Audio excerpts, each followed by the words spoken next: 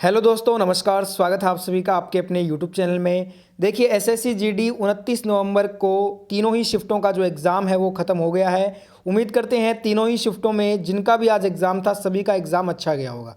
देखिए, तीनों शिफ्टों के एग्ज़ाम एनालिसिस करेंगे एक साथ और देखेंगे कि किस प्रकार के क्वेश्चन आज पूछे गए थे शिफ्ट में, और सभी क्वेश्चन 100% रियल हैं जो आज आपके तीनों शिफ्टों में आए थे।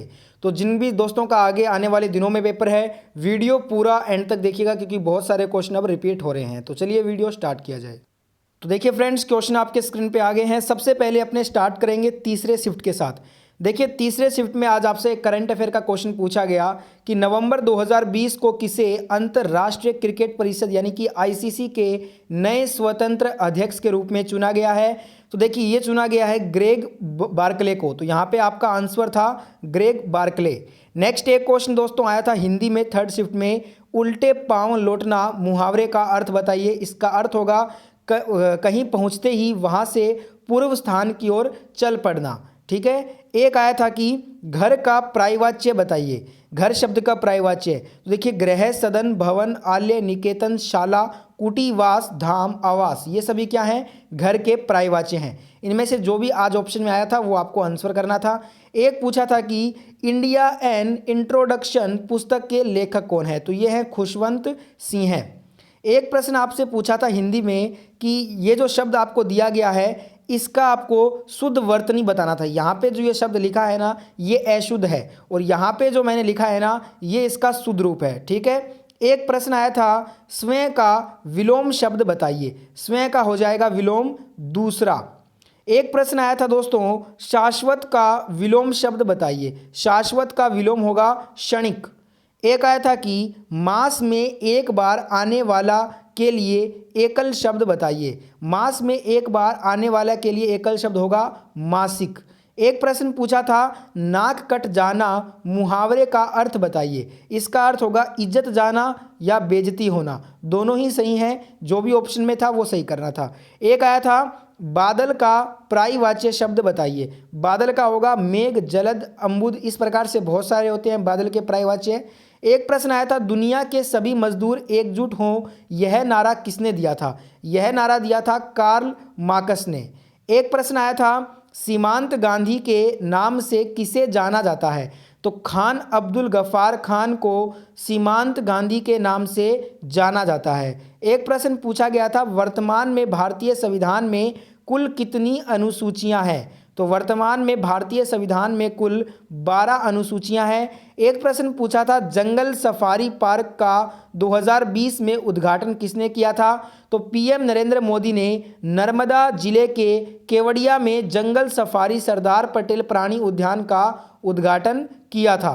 एक प्रश्न आया था कि संविधान दिवस किस दिन को मनाया जाता है? संविधान दिवस 26 नवंबर को मनाया जाता है। एक प्रश्न पूछा था देखिए आपसे गे की शुद्ध वर्तनी पूछी थी। गे की शुद्ध वर्तनी ये जो है ना, यहाँ पे मैंने सही रूप में इसको लिखा है। एक प्रश्न आया था डोमिनिक थीम किस देश के टेनिस खिलाड़ी हैं? तो ये ऑस्ट्रिया देश के टेनिस खिलाड़ी हैं। ठीक है फ्रेंड्स। नेक्स्ट देखिए अपने क्वेश्चन करने वाले हैं। एक पूछा था अंतर्राष्ट्रीय ओलंपिक समिति का मुख्यालय कहाँ पे है? तो ये आपका स्विट्जरलैंड में हो जाएगा। एक प्रश्न था 2024 ओलंपिक से कि ओलंपिक खेलों में कौन सा खेल शामिल किया जाएगा? तो ये ब्रेक डांस शामिल किया जाएगा। ये अब अपने जो क्वेश्चन करने वाले हैं फर्स्ट शिफ्ट के हैं। कुछ क्वेश्चन जो रह गए थे सुबह वाली एनालिसिस में। द्वितीय पंचवर्षीय योजना किस मॉडल पर आधारित है? तो ये आपका महालनोबिस योजना पर आधारित होगी। एक प्रश्न है कि देखिए स्वतंत्र भारत में जो प्रथम आम चुनाव हुआ वो कब हुआ था? ये 25 अक्टूबर वर्ष 1951 को हुआ था। ये सेकंड शिफ्ट का क्वेश्चन है। एक प्रश्न है कि नागरिकता अधिनियम कब पारित किया गया? तो ये वर्ष 1955 में पारित किया गया। जो भाग 2 है ना, ये नागरिकता से संबंधित है और अनुच्छेद 5 से 11 नागरिकता के विषय में दिया गया है। देखिए, जो कुछ क्वेश्चन अपने वैसे तो सेकंड शिफ्ट का एनालिसिस पहले ही कर चुके हैं चैनल पे, पर कुछ क्वेश्चन जो रह गए थे सेकंड शिफ्ट में वो अपने देखेंगे सेकंड शिफ्ट के।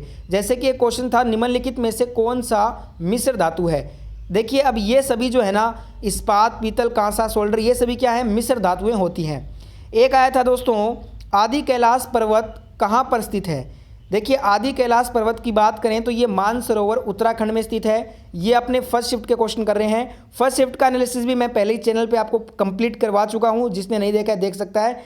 और उसमें जो कुछ क्वेश्चन रह गए थे वो क्वेश्चन देखेंगे फर्स्ट शिफ्ट के। तो आदि कैलाश पर्वत ये आपका मानसरोवर उत्तराखंड में है। नेक्स्ट एक क्वेश्चन था फर्स्ट शिफ्ट का कि यूनेस्को के द्वारा जयपुर के गुलाबी नगरी को विश्व धरोहर जो शहर है उसका प्रमाण पत्र कब दिया गया है।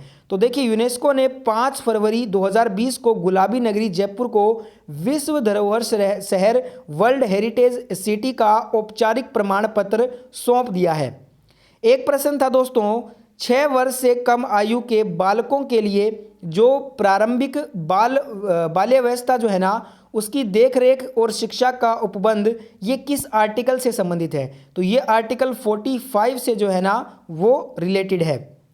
एक प्रश्न था जैसे कि सिख धर्म के जो छठे गुरु हैं ना वो कौन थे। देखिए फ्रेंड्स, गुरु हरगोविंद सिंह हैं। ये 1606 से 1645 के बीच में ये दोस्तों सिख धर्म के छठे गुरु थे और ये 5वें गुरु अर्जुन देव के पुत्र थे। इनकी माता का नाम गंगा था। ठीक है। एक प्रश्न है कि जी का रोग लगना मुहावरे का अर्थ बताइए।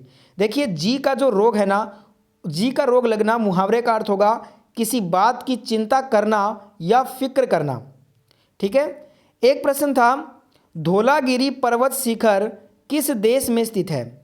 बात करें धौलागिरी पर्वत शिखर की दोस्तों तो उत्तर मध्य नेपाल में हिमालय की पर्वत श्रृंखला का ये भाग है। तो यहाँ पे आपका आंसर हो जाएगा उत्तर मध्य नेपाल में जो है ना वो धौलागिरी पर्वत शिखर आपका स्थित होगा। तो नेपाल देश यहाँ पे आपका राइट आंसर था।